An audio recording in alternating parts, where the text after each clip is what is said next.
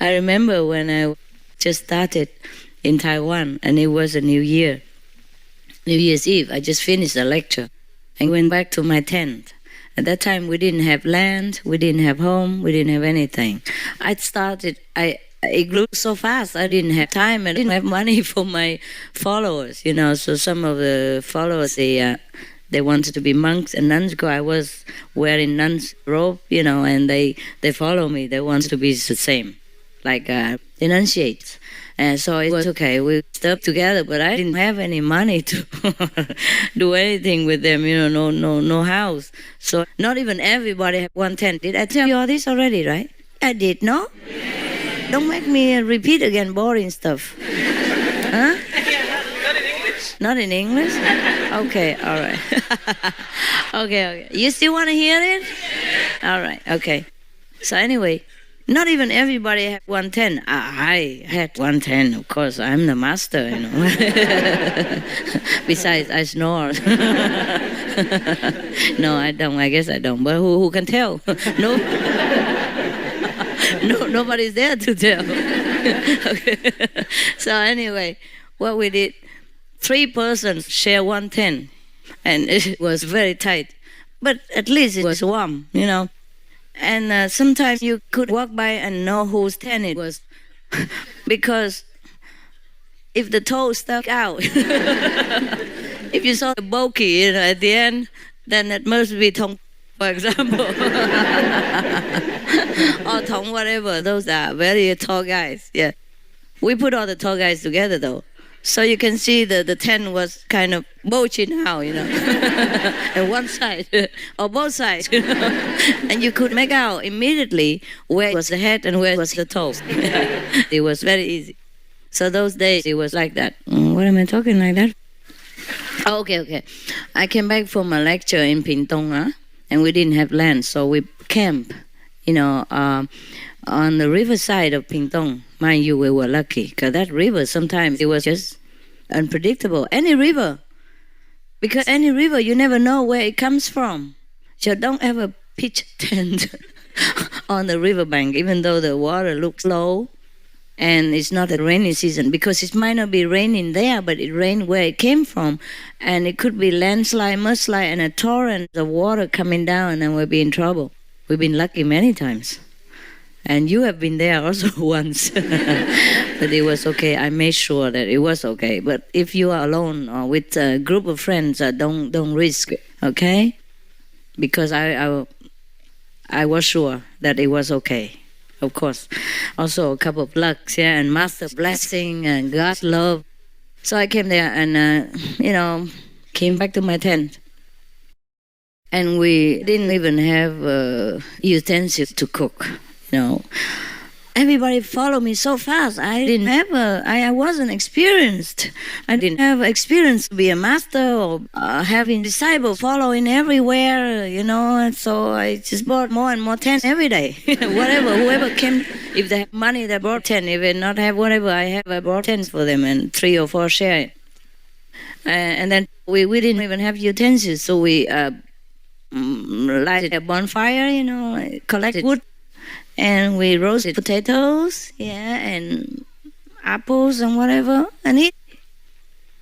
And some disciples at that time just also came to see me. They follow. Okay, I welcome them. And we roasted potatoes together, and we drink tea and talk about how good the potato tasted. And that's it. This guy went home and criticized me. He sit there, criticize already. What kind of master is this? Sit here and talk about potatoes. I haven't eaten all day, all of us. And we've been working, and all that. And there was New Year's Eve. We're supposed to have 粽子, 包子, bread, pudding, sumptuous meal. If we didn't have vegan chicken, at least we had vegan beef or whatever. Nothing. We just roasted something to eat and corns and other stuff. And he sit there and criticize. Can you imagine? But we do that. When we're new, we're too idealistic, He followed me from the lecture, eager to learn some more because he had good experiences. It was Thong. I tell you that secret. He confessed later. Now I tell you like this, maybe you share some of his karma, otherwise that guy is no help. Oh, he doesn't mind, he likes it. He shared it openly though. He was idealistic, he kept looking for many years, and he was going to temples, was a monk temporary and all that, but he never found anything. But he went to my lectures just once, and his sickness was healed immediately, and he felt warm currents all over his body, and he sit there in samadhi. And he listened to my lecture, he read the book, the sample book, at that time that was all we had, sample book, and he felt, my God, he couldn't believe in this world there's still a master like this. So he went immediately, even though he was very busy. He was the only son working in that family, and the family relied heavily on him for the farm that they had. And he could actually not afford to leave at all. He could never leave his house, but he said he couldn't care less. He had to go. And then he experienced such a good thing, He used to have pain in his arm all the time for milking the cow and the goats, and it was so painful, and he could not even move his fingers, and it's been for a long time, and nothing could cure him. But he went to the lecture, and the warm currents run all over his arm and his body, and then it was gone, and then he went into samadhi. That's how he liked it so much. And then he ran after me, We normally don't invite people there. We had only a few tents. My God, already 3 in 1. How many more can we accommodate? So we did not invite anybody, but he ran with us, He came following. And another one also. And then instead of thanking me or whatever, the blessing power that runs through me, he sit there and didn't even want me to eat the potato. He wanted more Buddha, you know what I mean? He wanted more of his Buddha. Well, of course, he was very eager to learn, and who can blame him, you know what I mean? But just think of how dangerous it is to be a master. You couldn't even eat a potato on New Year's Eve, when everybody has a house party and, drink and eat, and he forgot all about that. He was so eager, You cannot blame him, of course. But sometimes being too eager can make you blind, So take it easy, relax. That's how the Buddha would come to you. My God, any Buddha would be scared to come to Tong. I would. No? If you're so eager like that, my God. So take this for a lesson, huh? Be cool. That's what they say in America. Be cool, man. Be cool. Yeah.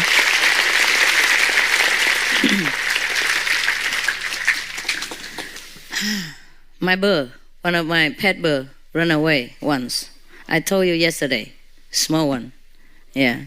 She ran away. She wanted to experience the world, okay, and I'm happy. I say, if that's God's will, it's good.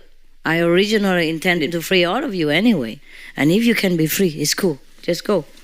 But by the way, because people told me that these birds are born in captivity, and they're fed by human hands since they were babies.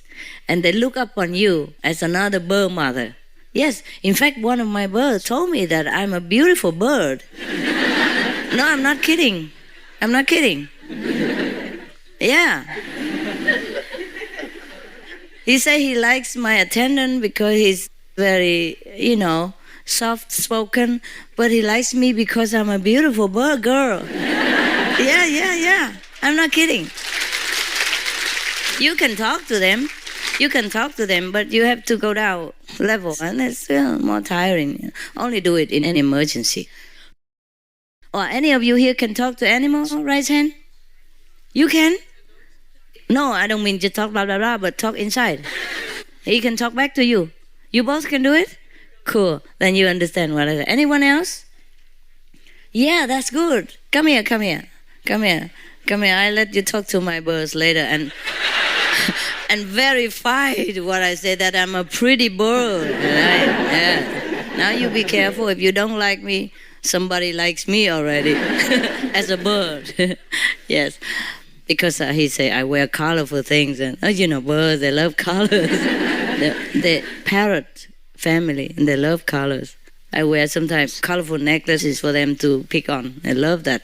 Anyway, so you know, I mean, I'm not kidding, huh? Okay. So anyway, this bird, she went out, she enjoyed. She liked to enjoy the view and all that. But by the way, people told me they were born in captivity and they cannot survive outside so easily. One of the persons made an experiment with 100 parrots. 100. He fed, but he let a wild parrot integrate with these hand-raised parrots, home-raised parrots, so that he can teach them from the beginning how to survive before he lets them out in the wild. But out of 100 parrots that went out, only one survived.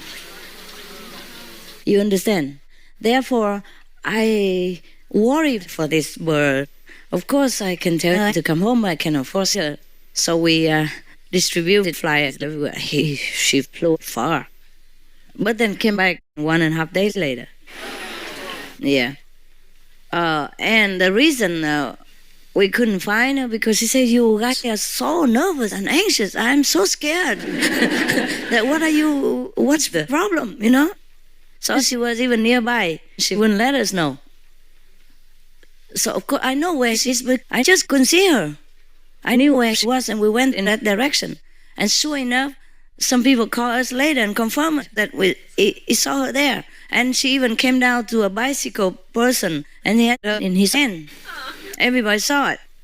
But then she flew again. Then she's very friendly. Of course, she can fly onto you, anybody. But then she flies away again. And I was in a correct place and a correct direction. Just she hid so we couldn't find her. And she said, it's because we're nervous. We're too anxious. We come on too strong. And the energy was too sharp, too frightening. So she didn't dare to respond. Yeah, but she came back alone later. She didn't go back home. She went next door. Quickie! Quickie! And I heard it. I said assistant, come here, she's over there. And sure enough, she was there. But when she saw us, then she acted like nothing happened. She didn't even look at him, but squeaked very loud though. Quickie, quickie, quickie, quickie, quickie. But don't look at it. Quickie, quickie, And when she came home, we fed her. She didn't eat. Like, okay, I ate out already, But when we came inside the room and looked outside, oh, she ate like crazy. Oh my God, eat, drink. My goodness. Back and forth. Oh, I looked at her and I feel tired for her, My God, so quick. Chup. Eat, drink like this. As if there's no chance anymore after, like you're going to die without food. And I walked out and said, my God, you enjoy. I'm glad you enjoy the food, honey. And she's like... She stops and looks around in the air somewhere. Oh, weather is nice, Quickie! Nothing happened. And I went back in the house again and peeped through the window. Chuck. Eat, drink. Oh, so crazy. I can't believe this. I cannot believe birds are like that. I mean, I do know they are beings like us. I do know they have intelligence and soul. But still to my brain, to my mind, she's a bird. And still, cannot be as crafty as us human beings. But mine, no, they are. And my dogs as well, they teach me a lot. Yeah, cool. They do that. I like that.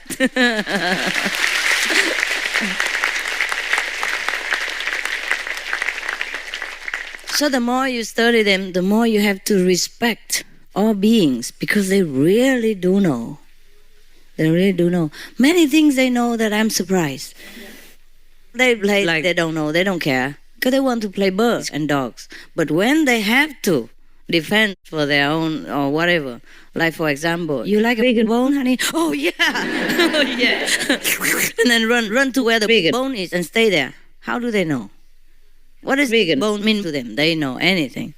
Normally it's like, come here, and they're playing, they don't want to come. But if you want to go out? Oh, yeah, run immediately to the leash or to wherever, the door, and wait for you. And don't tell me they don't know. They know everything. You know why? Even though they don't understand English, when you speak to them, even if you don't have the ability to converse with animals, when you speak to them, you form a picture in your mind somehow. And that picture is what they get. You see what I mean? So they understand you. They do understand perfectly what you say. Except when they ignore you, they don't want to understand. And that's a different thing. I forgot what they all do to tell you, but they're really intelligent. They really understand and do it appropriately. Yeah.